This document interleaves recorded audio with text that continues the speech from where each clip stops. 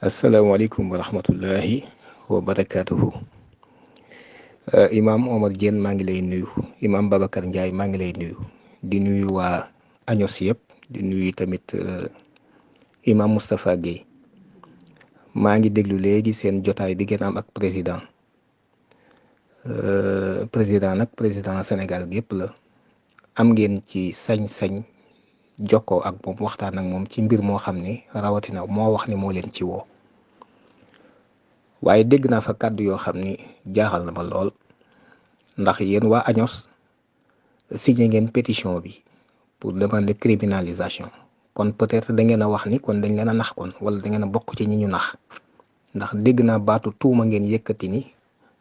tuuma dafa jóg dañoo tuumaal président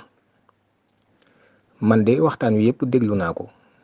waaye gisuma fenn fu président yëkkatee ay firnde jox leen teg ko ci seen loxo.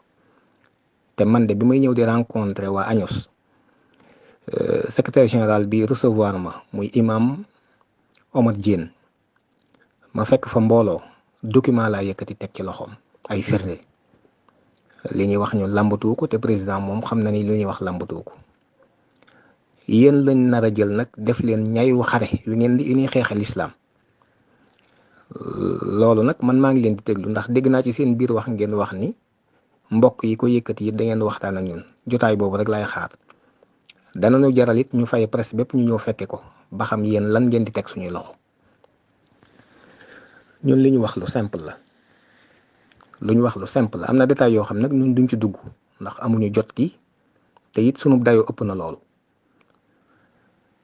waaye li ñu wax mooy dafa am agenda international boo xam ne moom président sax reconnaître na ko ci biir waxam ngir jëm ci daganal mbirum góor jigéen ngir bëgg maye góor ak jigéen bëgg lañ wax defaguñ ko Sénégal ak seegu fi loolu xam nañ ko maanaam góor ak góor takkante fi jigéen ak jigéen takkante fi moom amagu fi waaye ci lañ jëm li ñu wax nag mooy article alinéa 3 boobu nekk ci article 319 bu code pénal bi acte contre nature wax nañ leen yéen ci boppam te kat wax dëgg yàlla bu ñu leen indilee xibaar war ngeen koo saytu ni ba ko koy def 66 booba acte contre nature mooy lépp lu safaanoog li ñu xam rek kon góor jigéen mi ngi ci biir waaye ci 1990 la OMS Nations Unies ci bànqaasam bu ñuy wax OMS mooy organisation mondiale de la santé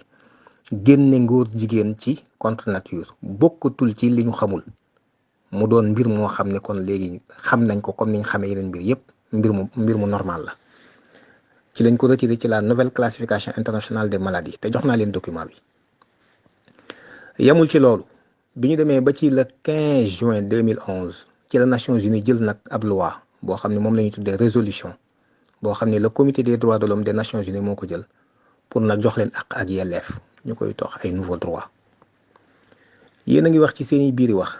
naan ci référendum bi loolu mënoon ngeen a bàyyi président waxal ko boppam.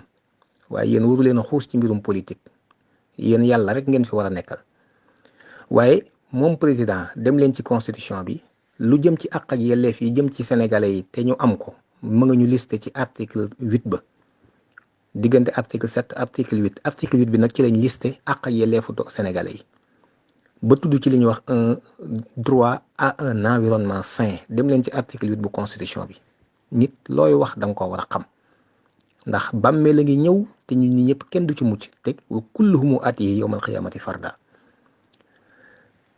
environnement sain boobu président 2016 daf ko indiwaat te mi ngi ci constitution bi kon bu ma ne damaa soxla imam Omar Diène ba mu ñëw teew ba noppi ma ne imam Omar Diène laa soxlawaat man li ma bëgg a wax mooy lan kon un environnement sain daf ko dugalaat ci biir dispositif bi ñu doon indiwaat xanaa kon bokkul ak bi nekkoon ci biir constitution bi. bu indiwaatee ni ay nouveau droit 4e point yu xanaa droit yooyu bokkut ak droit ya nga xam ne ñoom ñoo nekkoon ci constitution bi ko droit yu bees la mu lim ko ci article 25 alinéa 3 bi mu tudde ko ay droit d'autrui lii ma la wax nii Macky Sall moo ko def kon ñun jëf du teew ñu koy gam-gamle ak i wax président Macky Sall mënta waxati ñun lu ñu téye ndax dañoo gis mu jëf lu safaanoog loolu ma misaal leen ko nag ndax yéen a ñu jàngal kon su ngeen ñu jàngalee ci li ngeen ñu jàngal wan ñu ko la ñuy sukkandiku pour mën a am xam-xam nit bu jëlee ab surga te njaatige la njaboote aw jigéen wax surga ba ni ko sama jigéen ñi nag bul yegg ci ñoom, sama kër gi dama fiy tere njaaloo.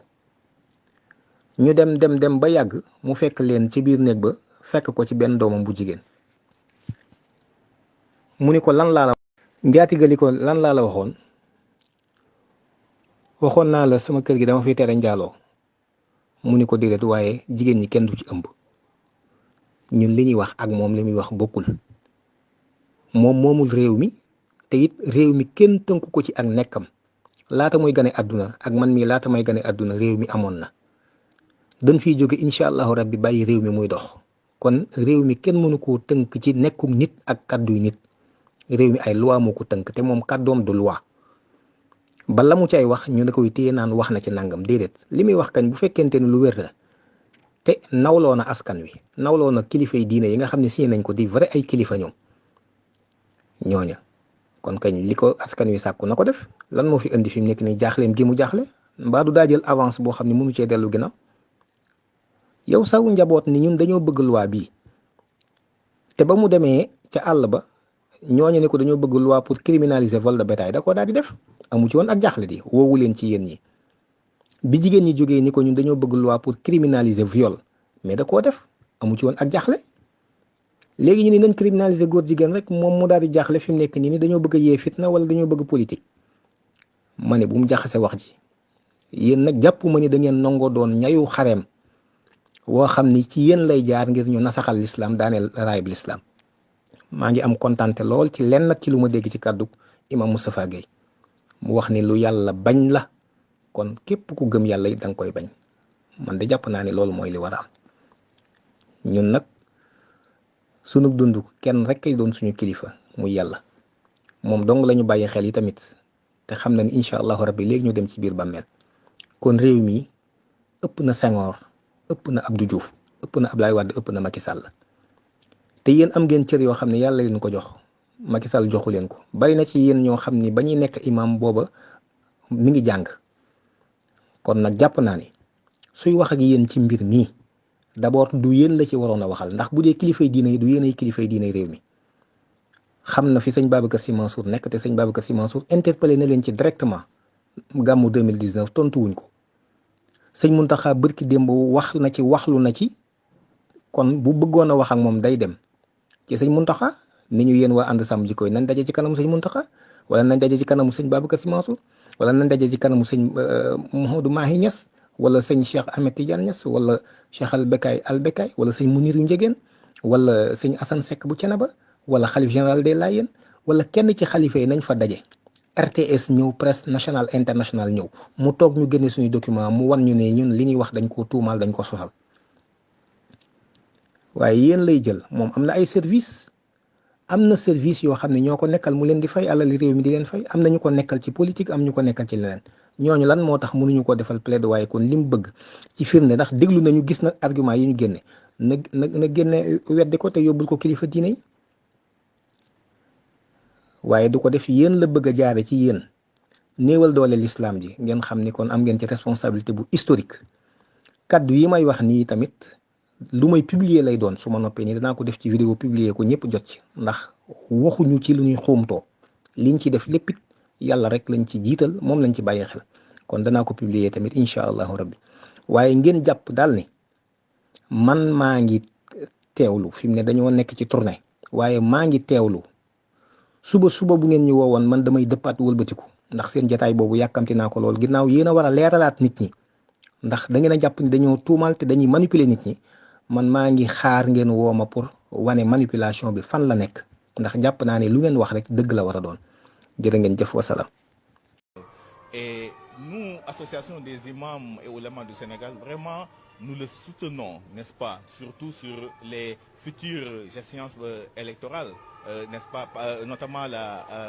les élections locales. Nous le soutenons vivement, n'est-ce pas, pour que, Inch'Allah, Allah subhanahu wa ta'ala lui accorde une réussite parfaite, Inch'Allah, une bonne victoire. Oui, nous, vraiment, nous le soutenons parce que c'est un travailleur, c'est un homme très engagé, n'est-ce pas, un homme vraiment très calme, très discipliné, très disponible, comme je l'ai dit tantôt, qui a beaucoup servi l'État, n'est-ce pas. et qui a fait un travail remarquable à la tête, n'est-ce pas, du ministère de la Santé.